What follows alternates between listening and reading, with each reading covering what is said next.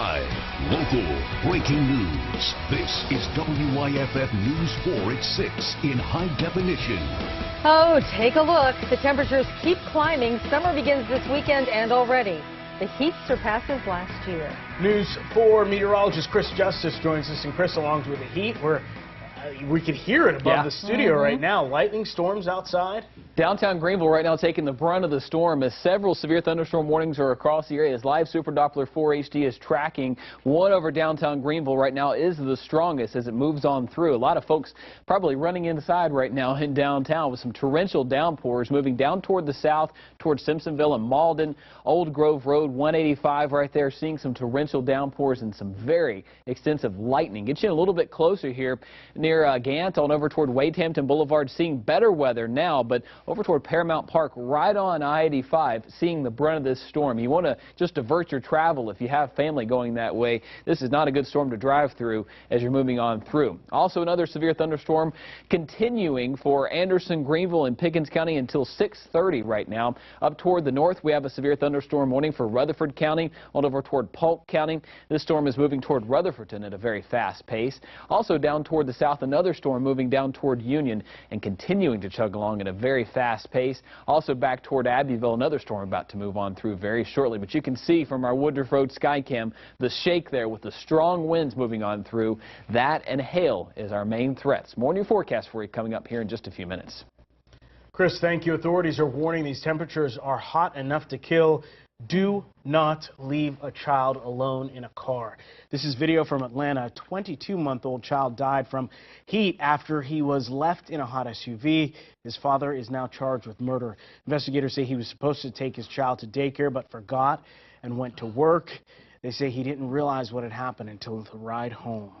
Authorities tell us the man accused of paralyzing a USC student last year is expected to be sentenced tomorrow. Martha Childress is from Greenville. She attends USC in Columbia. Childress was shot and paralyzed by a stray bullet while waiting for a cab in 5 Points. Earlier this year, Michael Juan Smith pleaded guilty to a federal weapons charge. He faces a maximum of 10 years in prison. In Spartanburg, a person of interest in the case of a missing mother is asking for his constitutional right to a speedy trial. The missing mother is Nicole Goodlett. She was last seen in February. Her boyfriend, Gerald Howard, is the person of interest. He's been charged with resisting arrest. He's also accused of removing evidence from a home while investigators were serving a search warrant. A hearing is set for tomorrow at the Spartanburg County Courthouse. An upstate man was found guilty of attempted murder, but authorities have not found him. Jamil Watt had been out on bond and failed to show up for trial in Anderson County this week. Watt was convicted Wednesday of firing a gun in the parking lot of TJ Whispers nightclub in February 2013. Investigators say Watt could be in the Clemson area. Anyone with information is asked to call Crime Stoppers at this number on your screen, 888-CRIME-SC. Police say they found the body of a Columbia woman in Newberry County. They say she was put there by her husband and her son. 73-year-old Marion Wilkes and 23-year-old Joseph Wilkes, whose mugshot was not available, are both charged with murder. 59-year-old Susan Wilkes was buried on a 2-acre plot of land in Little Mountain. Columbia police say they were able to get her son and husband to confess and lead them to the body.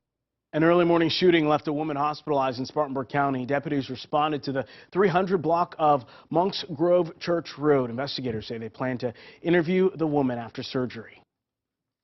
Former Cherokee County deputy pleaded guilty to seizing illegal gambling machines and then selling them. 37-year-old Michael Parker will be sentenced at a later date. Sheriff Steve Mueller fired Parker in August 2012 after an investigation. Parker had been a deputy for 14 years.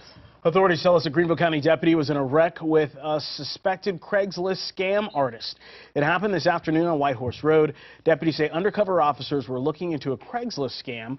Investigators believe 22-year-old Kyle Lida was trying to sell a motorcycle and may have been ripping people off. They say Lida got suspicious and tried to leave the area, but trapped himself in the Hibachi Grill parking lot.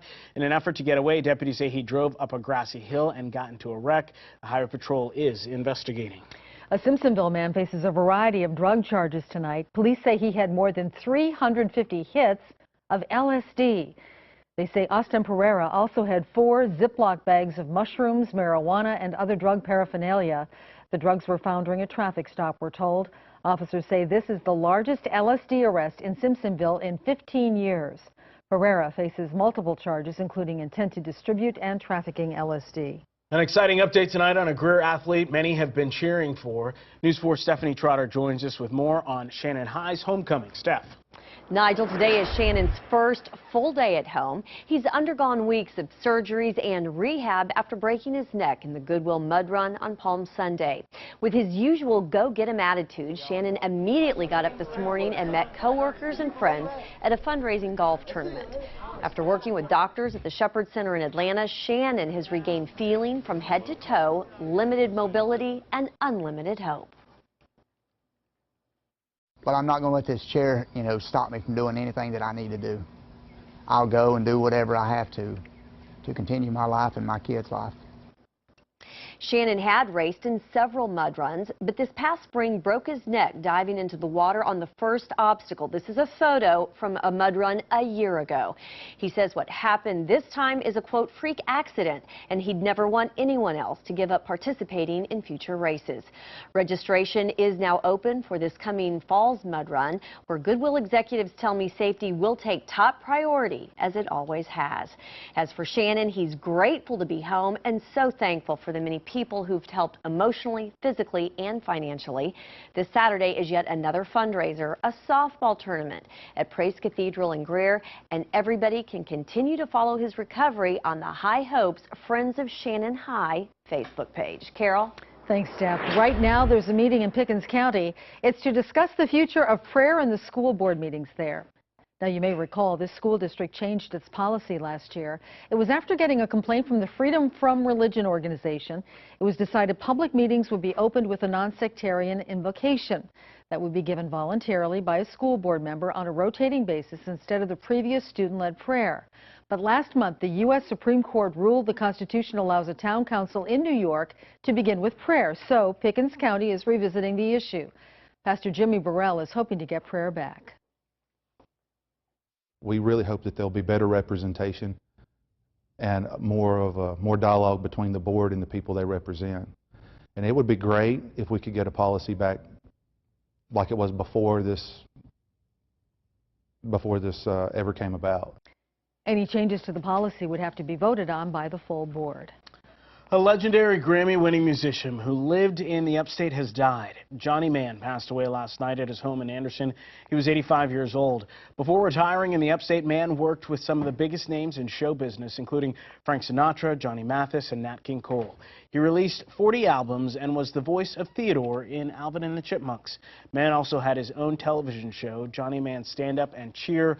Close friend Bob Heritage says Mann was proudest of that show. That show was able to showcase his skills both as a choral arranger and his group, the Johnny Mann Singers, but also big-time focus on patriotism. Johnny Mann was maybe America's greatest patriot. Funeral arrangements are being made, and a celebration of Mann's life is planned on June 27th and 28th.